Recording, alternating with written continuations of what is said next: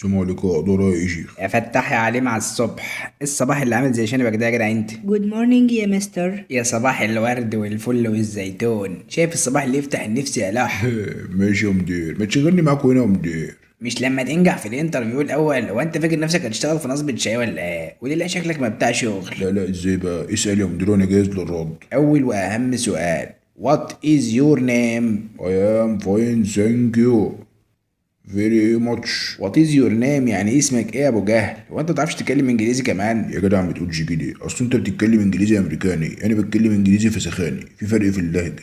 زي مثلا لما حد من كوم النور يناسب حد من ديم الشيل. بس انت تعمل لي حكايه، اسمك ايه انت؟ معاك شوقي محمد احمد السيد عبد ربه حسنين الدمياطي. يا ساتر يا رب. وانت اسمك ايه يا مزمزه؟ اسمي مايا فادي سيف. اظن كده انت شايف معايا ان انت خسران 1-0. انت جدك اسمه عبد رب وهي جدها اسمه سيف. مش بالعزمة يا مسطر، والله بالشغل. شغل ايه؟ وليه لا شكلك ما بتاع شغل؟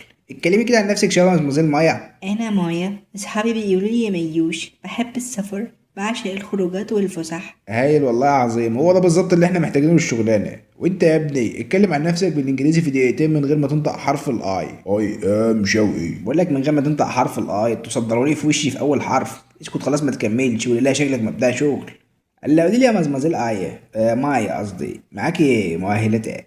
انا دلوعت بابا وماما. الله عليك بجد، نمسك الخشب. انت مخلوقه للوظيفه ديت. اعتقد كده يا باشا انت ما معكش شهاده تنافس الكلام ده وبقى. يا مدير انا خريج سياحة وقهاوي ومعايا ماجستير مخ واسنان. يعني ما لاقيش معاك دكتوراه في الذره كده ولا حاجه، اي حاجه اعرف اشغلك بيها بس. انت عايز الدكتوراه في الذرة ليه؟ ده انتوا شركة مواسير مجاري. ما المجاري كلها ذرات. انا قلت لك مش بتاع شغل. عمو هو المرتب كام؟ عشانك انت يا قمر هتقبضي 7000 جنيه وجبه وربع فرخه وورك ورز وبطاطس كل يوم، وهتاخدي الصبح كوبايه عصير تفاح وبالليل كوبايه عصير برتقال. حلو قوي الكلام ده يا باشا، والله انا بحب البرتقال، انا معاكم ان شاء الله.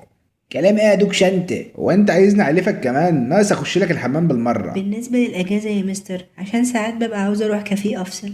لا ما تقلقيش خالص، احنا هنا كلنا اسره مع بعضينا. غيبي براحتك واخواتك هيشيلوا مكانك، وانا بنفسي هاجي معاك الكفاء. وانا كمان يا زعيم، اصلنا عندك قولون وبتغسل كلى. لا يا باشا والله مفيش اجازات في الشغل، مش قد الشغل ما تشتغلوش. قولي لي يا مزمزيل معايا، عندك خبره قد ايه في الشغل؟ لا، أنا أول مرة أشتغل أصلا يا مستر.